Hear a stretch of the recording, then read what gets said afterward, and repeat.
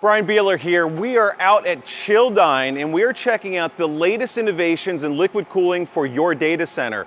Childyne, as you've seen in our social videos, no doubt has a unique value proposition where they're negative pressure system, which means if any of these lines in this system or this system that we're working on gets cut, the system keeps working no matter what.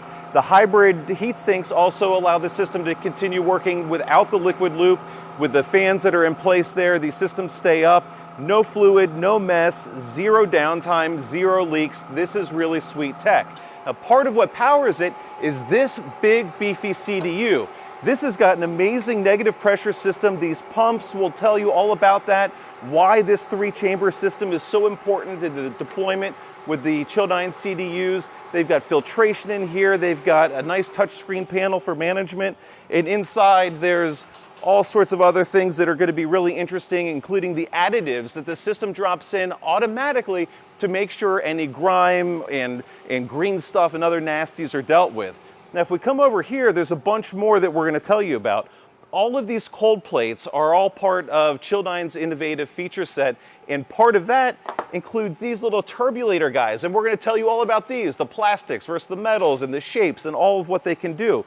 The manifolds is another big part of their value proposition. The way these things connect is really impressive, and you'll notice that there's almost no fittings anywhere in their system because of the negative pressure sucks in there automatically and keeps the bond nice and tight. We've got plenty of servers. We're going to show you those 2 Dells before, but this is a Penguin Open 19 system that's using the cold plates and the liquid cooling loop, another really great innovation. What's more is they've got some mock-ups for Grace Hopper CPUs. The metal ones will be here soon, and we've got a special trick where they're going to show us their 2,000 watt system, which is really cool.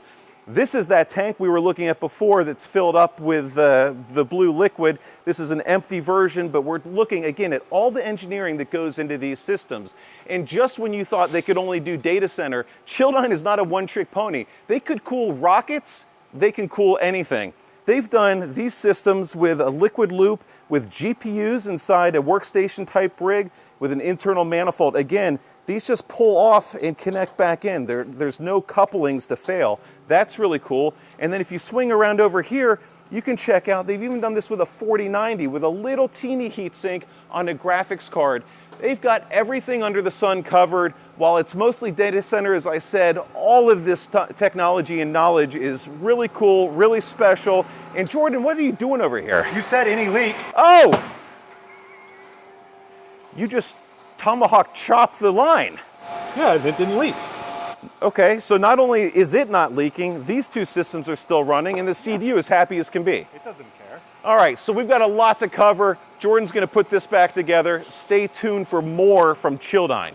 All right, so we've got this Dell R760 here that we've already had pre-converted. We've got the clear tubes in here so we can see the liquid flowing and what's happening through the loop as the system's working. We can see the negative pressure and effect on both sides.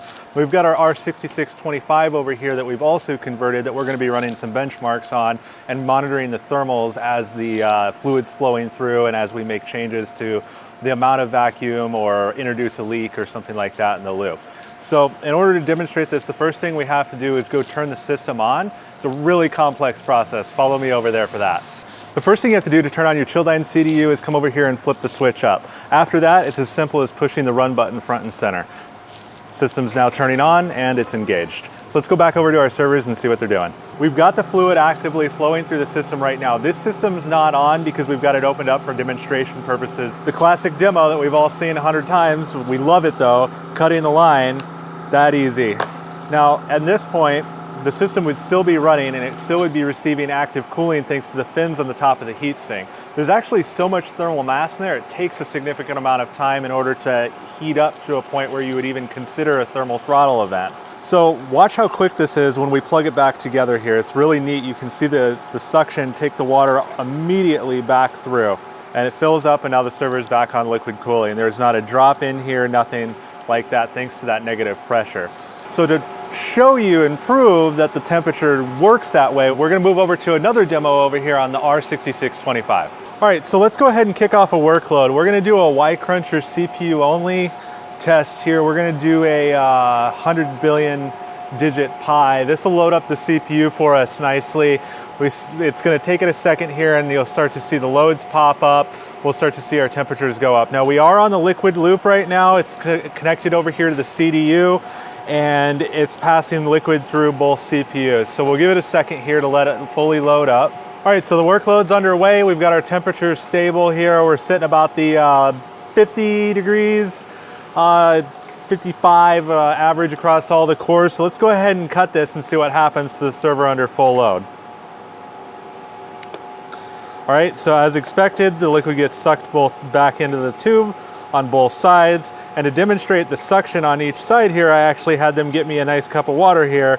So you can see that that side's gonna go ahead and suck it down, and that side will go ahead and suck it down too. So that's how they achieve the ability to not have any sort of leak problems with this, because the water is going out on both sides. Again, it's as easy as replacing this cut piece on here and slapping a new tube in order to restore the server. Again, this would be applicable if you had to do a quick move or you had to do a quick recabling behind the rack and you needed to move one of these. You're not going to disrupt any of the flow. Our temperatures never went above, let's see, our max on there, it peaked at 77 Celsius for a moment. Not anywhere near any sort of throttling range. The server fans were more than enough to pick up and take over with the copper and the amount of thermal mass that's in there to compensate for the temporary line break. So I'm here with Steve Harrington at Childyne, and we're looking at their cold plate designs. So this is a selection of the Childyne cold plates that have been deployed and some we're working on. First, this is the cold plate that we use for Sandia with the dual Skylake server. And here's an example of one of the servers that are at Sandia. This server also includes valves that restrict the flow of air into other servers in case this one is leaking, all the other servers in the rack. This is the kit that we ship to Penguin, the server manufacturer. Includes 2 cold plates and the connectors. This is the latest thing we are developing, is the Grace Hopper cold plates for the NVIDIA system. Right now these are plastic mock-ups that we use for fit test.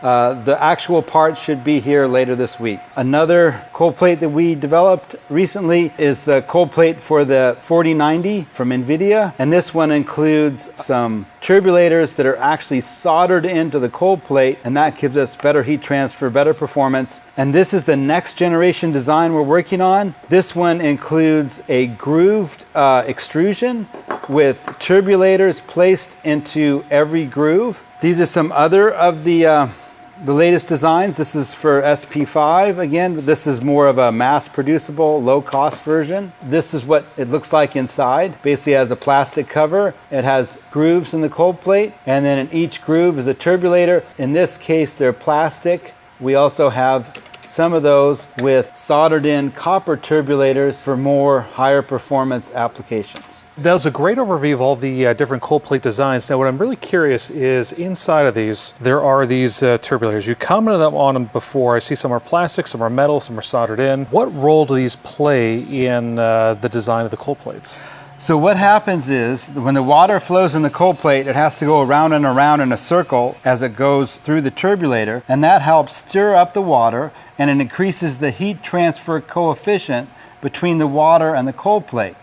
Now, the nice thing about the turbulator cold plates is instead of the microfin cold plates, we can create a lot of heat transfer without creating a cold plate that's also a filter that would catch any dirt or debris that's in the liquid cooling system. Now, is there a ratio of turbulators to watts or capabilities in thermal performance? So basically the numbers, if you want to get scientific, for the microfin cold plate, they're on the order of 1,000 watts per meter squared per degree C. And with a turbulator cold plate, the heat transfer coefficient is 8,000 or 9,000 watts per meter per degree C. So it's a lot more heat transfer. There's less area in the turbulator cold plate.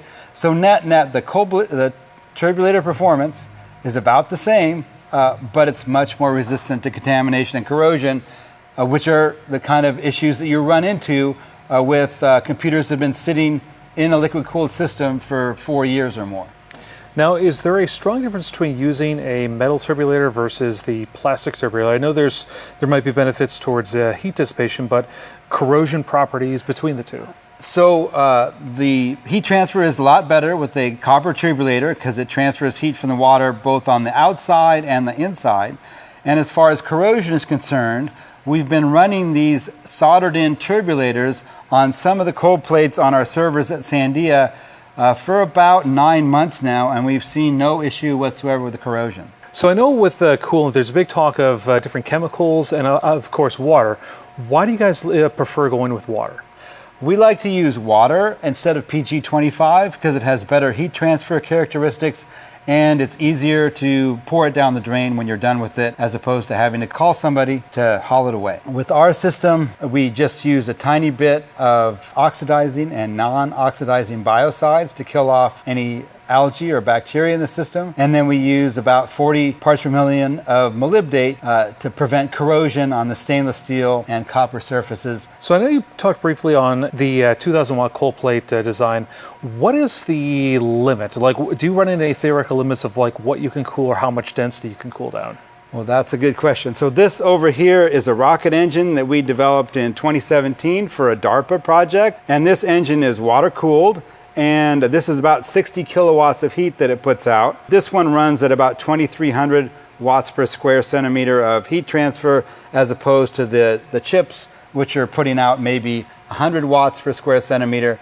So there's a lot of room for higher power chips as the chip companies make them. These are the manifolds that we use for our systems. In some cases, for low power systems, we use a smaller manifold. High power systems, we use a larger manifold. In this case, we can use a hose on a barb because our system runs under vacuum, so there's no pressure that's going to push the hose off the barb like you would have in a positive pressure system. These are just push to connect fittings. You just push the tube in there. It's in there strong. Push the ring back, pull the tube off. So we also have other manifolds for 100 kilowatt racks, or if you want to build a 500 kilowatt rack, we'll be happy to design a manifold for that. It's going to be about 3 inches square. So we've been telling you about the 2,000 watt cold plate that Chilldyne's working on, and this is it. This is the demo room that they've got set up. I've got Carl here that's going to tell us about it, but looking at this thing, I can't tell if we're dealing with mad scientist or weird science to get this thing operational. You took like all the parts of the CDU, exploded them out onto this workbench, and this is a functioning demo. What the heck are we looking at? All right, Brian. Yes, this is our mad science in here. Okay, yes, mad this science. is all good mad science. So you are right. This is a test bench to test 2,000 watt cold plate technology. Right. You know, a year or so ago, ARPA-E came to us and they told us the roadmap had 2,000 watt chips coming in fast, which sounded incredible at the time. But now, after now we've seen even just what gets launched at GTC every year is not so unrealistic. Right. We're talking to all the computer chip vendors and they're telling us, be ready, they're coming. Okay. So we developed some cold plate technology that could dissipate the 2,000 watts of heat. Well, yeah, so it's tricky, right? If I hand you a shipping AMD EPYC CPU and say, cool this, you have it, you have the server, you can design the plate and then go cool it. When they're telling you to cool a mythical 2,000 watt beast, it's a little bit different. Right, it is. So we don't have a 2,000 watt chip at our disposal. So Right. what we do is we make a thermal simulator. All right. And so on the benchtop here, this white device here is a 2,000 watt heater, basically. That's Okay. simulating the thermal load of a chip of that magnitude. So we have a big copper block in there with some heaters embedded in it. Okay. The heaters we can measure with a very precise power meter how much power we're putting into it, and we can tune it and turn it up or down and turn up the power to 2,000 watts. Is 2,000 watts the max that you can get out of this mystery block of heat? About, yeah, Okay. that's about the max. Maybe 2,100 Okay. watts or so, but you're about there. So what we have done is we've taken our next generation CDU technology, and like you said, we've kind of exploded it on the bench. Right. So what we have here is we have a gear pump that's Right. sucking the fluid through the system, and that gives us our negative pressure. That's your right? vacuum. That gives us our vacuum. So if we have a leak, it doesn't leak water out. Right. Okay. We've done a lot of the leak shows, so you don't have to worry about that. By now, if you guys don't get that this thing doesn't leak, then maybe rewind and start over. Right. But this doesn't leak. So then we take the pump and we pump through a cold plate Okay. a heat exchanger, and It's a little tiny heat exchanger. A little tiny baby heat exchanger, Okay. and then from there we pump it into this reservoir, this flask for temporarily, Right. this flask, and then we suck it back through. We go through a precision flow meter, Okay. and then back through the cold plate. And along the way we have some instrumentation, we have some temperature sensors, some pressure measurements. So if I turn this switch on, I'm enabling the heaters. We are at a little over 2,000 watts. Okay. It's sort of anticlimactic. Yeah. That that's it works. It's just doing its job. Okay. Not a lot of bells and whistles. Well, I don't know. You've got all these devices all over the table, so I would suggest there Right. are some bells and some Well, whistles. most of this is just for our development, just so we Understood. can feel good about what we're doing and know that we're getting the data and everything is working as it's supposed to work. So now knowing what you know after this demo, this example, this is good enough to take into production, you think, when the chips are there and ready for that cold plate? Right. So as soon as the chips are available, we've got a little bit of manufacturing to do. Right. You know, Just to manufacturing size it, design, right. and then we're ready to go. So the big trick here, though, is this looks a lot like some of your other cold plates without the fins and the hybrid, and in this case, and the little pieces on the ends are a little bigger. Maybe there's a little more water flow going through.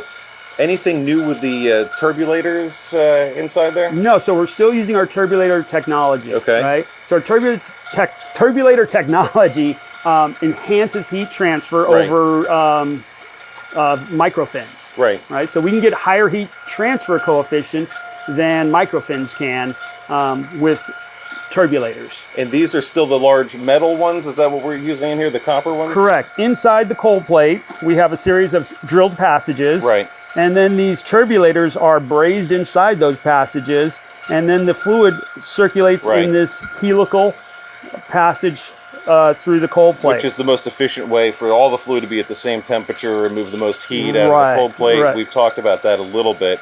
So how many of these are inside this cold So plate? this one, there are six. Okay, Six but they're a little turbulators bit in there. larger than some of the other ones that we've seen They're earlier this today. exact size. Right, but this one I'm saying is a little larger than some of the other ones you use in other cold plates. That is correct. Right, yes. right, right. Yes. Okay. Yes. All right, Correct. so we're at 2,000 watts on this demo build. So Childyne is showing that they've got solutions not only for today, but clearly for tomorrow as well. That is correct.